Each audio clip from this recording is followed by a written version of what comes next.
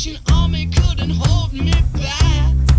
They're gonna rip it off, taking their time right behind my back.